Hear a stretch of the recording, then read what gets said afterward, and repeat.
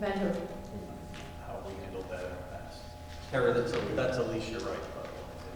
Okay, got it. I don't think they've done that in the past, we can talk about it. So we'll take further advisement to see have we changed policies, Okay, see how we handle that. thank you. Yeah. I think Bob had his hand up first. Oh, Lynn Jansen, Jansen. Simmons Road. In the past, when Mrs. Cuddy was the treasurer, she actually presented the report at the meeting. And then, if she was unable to attend the meeting, you used to have bill packets with all of the bills, the individual bills that you're approving, and the financial statements for distribution to the public. That practice stopped, but then it was reinstated when terms of Georgia started, only that you would make the financial reports available to look at the beginning of the meeting. Right. That packet that's sitting there does not have any financial information. So hopefully going forward, I wish the new board would consider, I wish the new board would either consider distribution as it has been done for decades and decades of the financial, just as you have the agendas, Right. you used to have the financial packets. Right.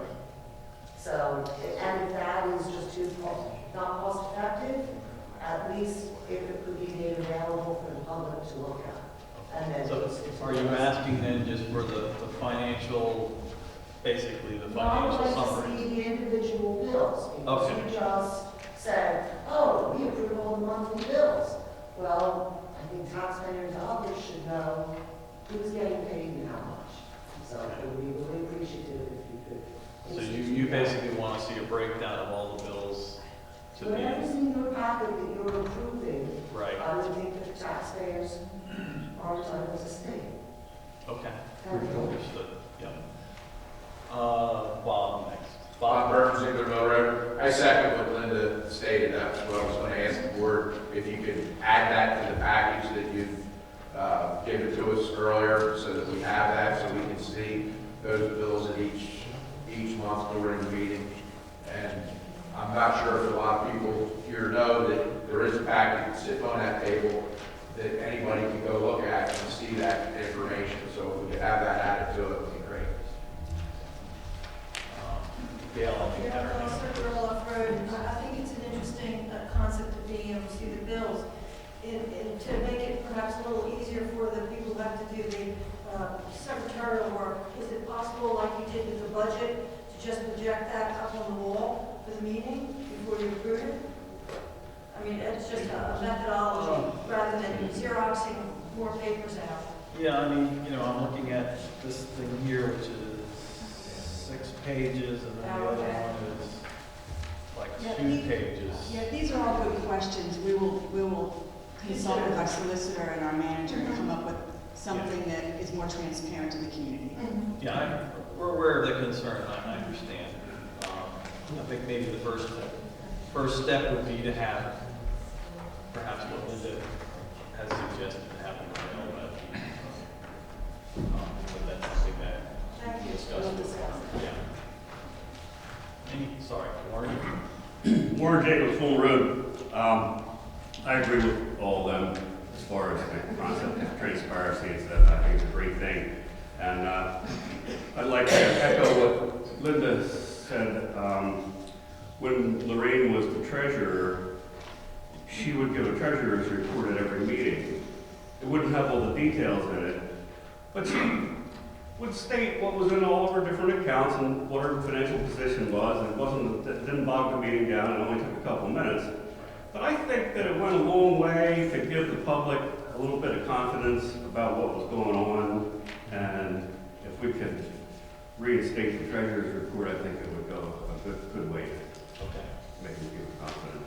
Yeah, I mean, I've been to a lot of meetings over the years, and I know Lorraine used to sort of give the general information, and then if people ask questions, she could give more. I don't ever recall her sitting here reading 5 pages of credit card. Nobody, not everybody in the room needs to know all those details, but she would give us the big picture and make us know where we stood. Okay. Any other comments from the board? So So we'll take it under advisement. Yeah, I mean, another option, either in addition to or instead of that, would be to have like a quarterly update on our financial situation. So we'll consider both of those options, again, either one or both. Linda Jansen. Linda Jansen, Simtron, I have to disagree with Supervisor Hester for a moment. Yes, it's very good to put the quarterly reports, but then you're just bundling all of the expenditures into one category. You do not know, and then when you do that, you do not know who is getting paid and how much. So that really is not an option. I didn't suggest that. I You just said said do it quarterly. one or both. I did not say one or the other. I apologize, I'll have to speak more clearly. Thank you. They're both, I agree, they are both different things, but we'll have to look into who will do that, who will put it together, and both of them may be an option. Thank you. So just for the record, the year-end numbers are still being worked on and they are not Oh, available. sure. It's all general sense. I know, I'm just like, getting it out there. Okay, so we had a motion to approve bills and a second. We have questions from the audience that we will respond to. Any questions from anybody on the board? Just a quick question, Chuck. Is this produced, this document, these two documents are produced by Mark? Yes. Just going forward, maybe one-line description, a little bit more description of what each item is, if that's possible. Those are all the individual bills. Yeah, We'll talk, Yeah. we'll discuss it. yeah, we'll discuss it afterwards, yeah, because it's a little hard to know specifics. Nice, Good. thank you. Okay, so the motion and a second. Can we get vote to approve bills, approve the bills? Aye. Aye. Are there any abstentions or anybody against?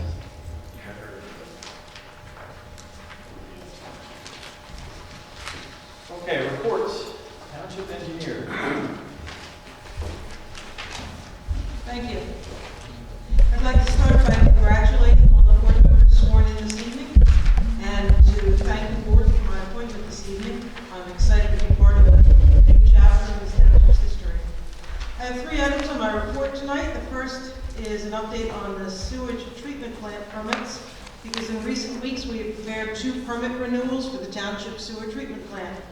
The DRBC, or Delaware River Basin Commission, docket renewal application was prepared for submission, and the NPDES permit renewal application was prepared for submission, one to the Delaware River Basin Commission, the other to the Pennsylvania Department of Environmental Protection.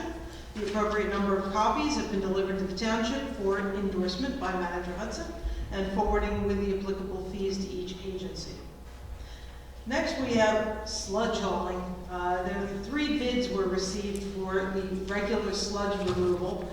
The lowest bid for regular sludge hauling was received from Frank Environmental Incorporated. This is set up as a 3-year contract with annual right of renewal. The bid includes a unit price of 6.85 cents per gallon, which is actually slightly lower than the current contract of 7 cents per gallon. This contract, as I said, is an annual contract with renewal for up to 3 years. A bid tabulation and award recommendation letter has been provided to the board for consideration and is available for your action this evening. And then the final thing on my report is about equipment bids. In recent years, the township has annually bid equipment rental to obtain hourly rates for equipment and operators and labor for construction and road work. The 2019 bid expires on March 26th, 2020. So upon authorization from the board, we would put this out to bid again so that the township may provide uninterrupted access to certain types of equipment, operators, and labor. Those are all the items on my report this evening, but I'd be happy to address any questions you might have about these or other township engineering items. I had a question on the sludge hauling bid. Yes. And you may have said it, and I may have missed it. The current hauler, the contract we have, goes till when? That expires on February 15th. Okay. So if the board were to take action this evening, I would forward a notice of award to the Frank Environmental and the agreements that are to be signed. They'd send back the agreements with the bonds for signature by the township, and by the time that's all done, we're going to be at the end of the month, and that's going to line up well. So this would be a motion to award the bid for sludge hauling to Frank, F-R-A-N-C, Environmental, Inc., for a total price of $100,340, conditioned on the contractor fulfilling all requirements of the bid documents. Also moved. I'll second. Any questions? So basically, we're going with the lowest bidder. Just in case the numbers got away, this is the lowest qualified bidder. This is a company that the township has done business with in the past. Alicia Wright, Kretz Road. Do you take into consideration where they're dumping the sludge? So they have to dump the sludge at a DEP-approved facility. That's the law, and that's also written into the bid documents. So in general, they've either gone, and Tom, you'll correct me if I get this wrong, they've either gone to Delcor or to Pottstown in past years. Okay. Bob? No? Any other questions? Any questions from the board? Hearing none? We need a motion, right? Yes. Okay. We have to. Have a second. Okay. All in favor of approving Frank Environmental Incorporated for our 2020 sludge hauling contract as our contractor of choice? Aye. Aye. Yes. And then the other thing is we need to consider, we need to authorize Value Engineering to prepare the equipment bid for 2020. Also moved. I'll second. Any questions? Bob Burns. Yeah, do we have a not to exceed number on what the engineer would charge to do that? Do you have an experience based on other years? Yeah, so we actually utilize PennDOT's forms for that. So that we don't have as much drafting as we normally do with the bid documents, but we do still have the Penn bid cycle. We would certainly be well under $2,000 with this equipment bid work. So it's the bid and then the evaluation and the whole thing. Putting it up on Penn bid and doing the evaluations and just. Yeah, and I just want to remind people when you speak, please give your name and address so we can have the minutes accurately. Bob Burns. Yeah, one other question on that, previous sludge hauling, Carol, do you know what the bill was that you submitted for that? Because you had a not to exceed number of $2,400 on the previous meetings for that, so it's just nice to know what that. Sure. Yeah, I had a not to exceed number to the point of getting it on Penn bid, I believe, and I was about half the not to exceed number for that, getting it to Penn bid. Thank you. Any other questions from the audience? Any questions from the board? I'll make a motion. Sorry, we already did that. Did that in a second, so we just need to vote on it.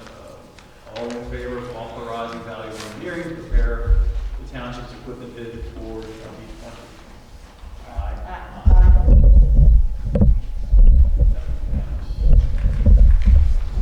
Township staff, please report.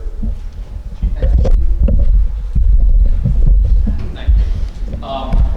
During the month of December, we had 174 calls for service. December was also a training month for us. We're mandated by the state of Pennsylvania to have all of the police officers attend mandatory service training, which was completed. That roughly equates to about 12 hours per officer. And in addition to that, two of our newest officers, Officer Moore and Officer Fields, attended a 3-day DUI training, standard field sobriety testing. It's kind of basic training that new police officers need to go through. Neither one of them had it. And the nice thing about it is that all of the aforementioned training that I just discussed was all at no charge. It was picked up throughout the grants or the state, so that worked out nicely for us. The police department would just like to take a moment and thank Rite Aid Corporation from Camp Hill. We applied for a grant which we were chosen to receive a second receptacle for the collection of unwanted prescription medication. So now we have been able to place one of our receptacles, one that we've had for several years. It was received off of a separate unrelated grant in the hallway to the Township building, and down in the police station we have this much larger receptacle that was provided to us by Rite Aid. One thing we just like to try to explain to the public is that if you do have unused medications and they're lying around the house, obviously we think of the safety concerns, children potentially getting into them, teenagers being curious about them. They also do produce a certain enticement for people that are breaking into homes. That's one of the things that is highly reported to us in burglaries, that prescription medication or at least medicine cabinets are going through. And then the final reason why it's important to dispose of this stuff properly is more environmental, and that is that the last thing we want is to see the medication dumped down the toilet, and people may think that that's harmless, but eventually it can work its way into our waterways, and there's been studies that have been done by the EPA to prove that this actually can affect different marine life and things of that nature. So it's just something that we should kind of keep in mind. And since we have the receptacles, I encourage people to come out. There are some items, and I was given a list by the officer that is actually running this whole thing for us, Steve Rinker. The items that we would accept in these boxes would be prescription patches, over-the-counter medication, prescription ointments, sample medication, and pet medication. What we don't take is we don't take inhalers, syringes, vitamin supplements, needles, infectious waste of any kind, medications for businesses or clinics, ointments, lotions, liquids, aerosols. And this all really has to do with safety in terms of collecting them and having them in the station and things of that nature. A lot of these items that are listed on the do not, syringes and things like that, I recommend turning those into the ambulance. They have, Plymouth Ambulance has the capability of collecting those and disposing of those safely. And the rest of these items that are on here can be disposed of much like we would dispose of paint, by drying them out and they can just be discarded. So once again, we just want to thank Rite Aid for choosing us for that. And please feel free to come by and use the drop box in the foyer or in the police department. And finally, the police department received checks totaling $145.78 from district court. And these monies represent traffic and criminal fines paid by defendants in various matters brought before the court. I do have one last thing. I got a note towards the end of the day by Corporal Dave Milligan, our criminal investigator, who just wanted me to make a public announcement that currently right now he's been working on a rather involved case involving credit card fraud, and specifically maybe also mailbox fraud. People have been going in and getting information out of mailboxes, and we just want to alert residents to remain vigilant. If you have experienced some type of a credit card issue, or you've been contacted by, say, a credit card company, and you're thinking, oh, well, this is no big deal, the credit card company took care of the issue, if you could just give us a call, because we're collecting data for that. And also, we just want to make sure that neighbors are aware of what is going on. The major bulk of this issue, and it affected numerous people, it wasn't just one person, it was on North Rhineford, but we're concerned that it could be in other parts of the township too. So if you have any information, please feel free to give Dave Milligan a call, and you can do that by reaching out to the police department. Thank you. Thank you. Yeah, just to elaborate, I'm very personally familiar with the situation. So this involves perhaps identity theft, a term that maybe you've all heard of as well. People getting credit cards that they didn't apply for. And in order to apply for a credit card, you have to have personal information. So it's a very serious thing. And so, if you know people who have been affected by it, or we've been affected by it, by all means, report it to the police so that they can figure out